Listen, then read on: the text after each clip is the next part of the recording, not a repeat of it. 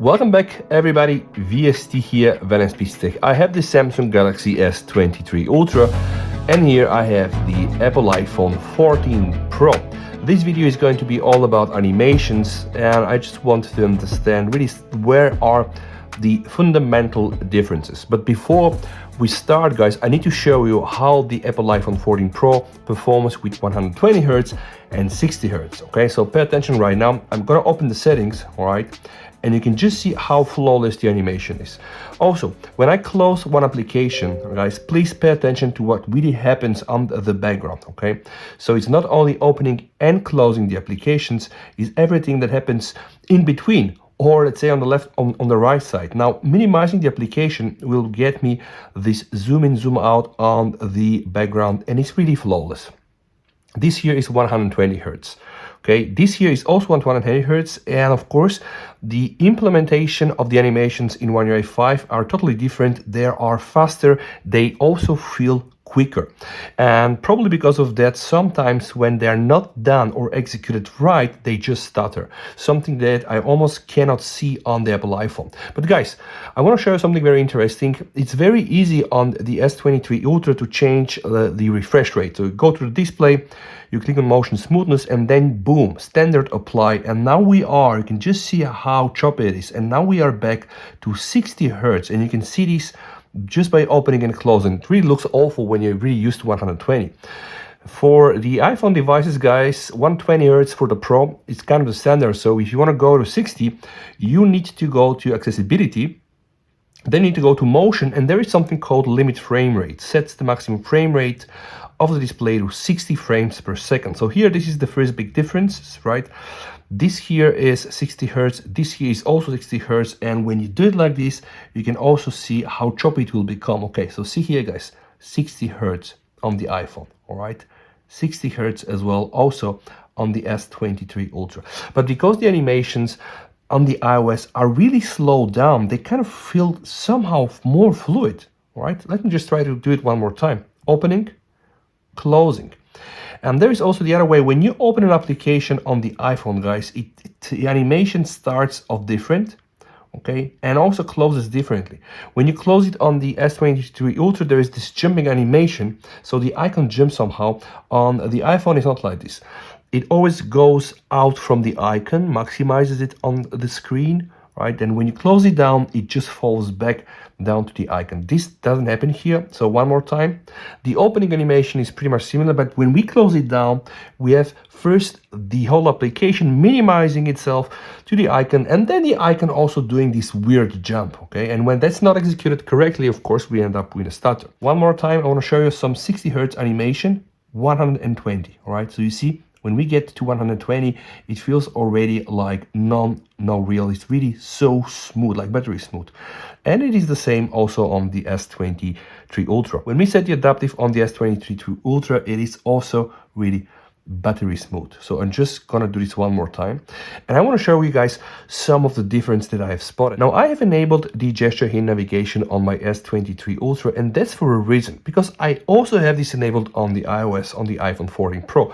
You cannot see this guys, but the moment I touch here, it will become available. All right, and just see guys, it's really also very different how we are switching on the iPhone and on the S23 Ultra. The animation is different. When I just switch between the applications, right, on the iPhone, it feels really like very fluid, so like card based guys. And here we have again like this jumpy animation, see?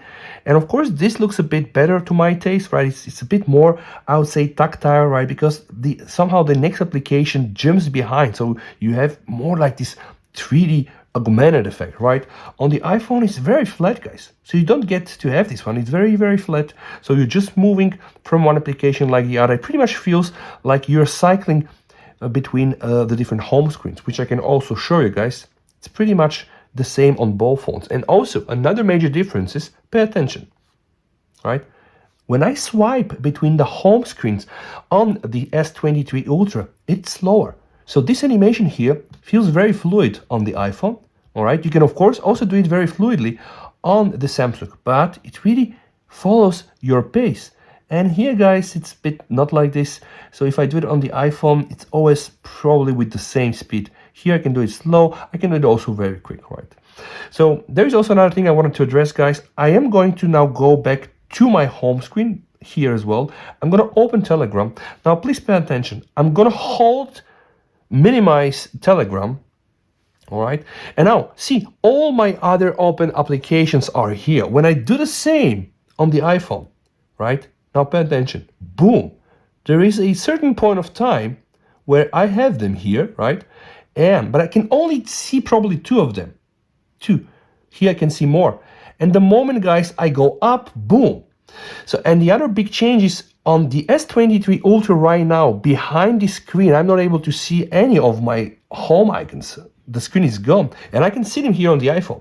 And when I put it like this, right, it just minimizes. So this is, I think, also a very big difference in the way the recent menu animations are implemented. One more time, I can just do the same here, guys. See, this is the point of time where the other applications from the recent menu just walk away. And on the S23 Ultra, they remain here, right? So doing it like this will give me one and the same result, but the animation is different. Now let's check something else. If I do like this on the S23 Ultra, I am going to get access to my notifications. One more swipe down, guys, will get me access to my quick settings where I can navigate and do whatever I want, and I'll go back on my home screen. When I do this on the iPhone, right, I get access to the up drawer, so being able to search. So whenever you do it here, guys, it's going to be pretty much the same, right? Of course, those are widgets. If I want to get my notifications, I need to do it from here, right? And there is also this difference. Okay, let me just do this very quickly. There is this additional layer with blur, which looks not great, I would say. And see, the implementation on the Samsung is really different, and in my personal opinion, better, more aesthetically pleasant for my eyes. See here, the moment I start touching somewhere, guys, I get this blur added, right? And this looks very cool. On the iPhone, even being the 14 Pro, yeah, we get this curtain of blur with the additional notifications. Okay, and I'm not saying it's bad, it's just different. I'm just saying that I like this implementation better. Okay, and then the other thing is, yeah, right now I just have the notifications. So what happens if I want to access, let's say, my quick settings, which I can do with only 2 swipes on the S23 Ultra? Here I have to do 1 swipe up on the right side. That will get me access to the control center, and I pretty much like this animation. It's very bouncy, like the way it manifests on the screen, and it's also something that was implemented by Xiaomi in the latest MIUI control center since quite, I think, a while ago. They have it as well. So here, guys, I have access now to all my quick toggles. Here I have access to my notifications, and the other weird part is, guys, when I'm minimizing Telegram here, guys, I still can see my icons, right? And when I'm minimizing Telegram here, everything behind this wallpaper is gone, right? But when I open my notifications on the iPhone, right, see, at some point, and it's pretty weird, guys, this specific blur curtain, guys, really gets rid of everything. So up to here, I'm able to see what I have behind the blur, like see the notes icon, the maps icon, and then the blur gets so much that eventually it just replaces everything. And in this case here, guys, when I check my notifications, I can still see the icons behind this. And again, those are very nitty-gritty details, guys, but I just wanted to show them in a video. So one more time, opening Telegram, okay, minimizing it. Opening Telegram, minimizing it. And I can, of course, also try to open another application. So let me just go and open, for example, Facebook. So Facebook, all right, minimize, okay, one more time, Facebook. Minimize. Every time the whole application here on the iOS will collapse back to the icon, and on the One UI 5.1, guys, we're gonna have this bouncing icon. Now there is another interesting change, guys. Remember when I open Telegram and when I close it, I have this bounciness of the icon, which doesn't happen here. See, every time it just collapses back. Now the interesting part is, if I have the icon more in the center of my One UI 5.1, yeah, we still have it, right? But it looks a bit minimized just because the icon position has changed. Let me put now the Facebook icon here so that I'm able to test. So it's now down below. See, every time collapses back to the icon. And here it's really different on where you have the icon. So it's, again, it's a bit more tactile. See, we have now this jump, this bounciness that's coming from the center of the screen. While the application itself gets minimized, it also goes back to the icon. And something, guys, that we can also try to check. Let's see what happens when we open folders. So social here, entertainment here. Okay. Yep. It's a bit different, right? The way here the whole collapsing works, it's kind of slower. Like the iPhone iOS animations in particular feel slower compared to what we have here on the Ultra. So it's really a matter of personal preferences. Though again, here we are almost not able to see any stutter because they're just implemented flawlessly. And one last thing I want to show you guys, what happens when we have always on display with a lock screen. This here is the famous iPhone 14 Pro lock screen. So opening it and now going inside.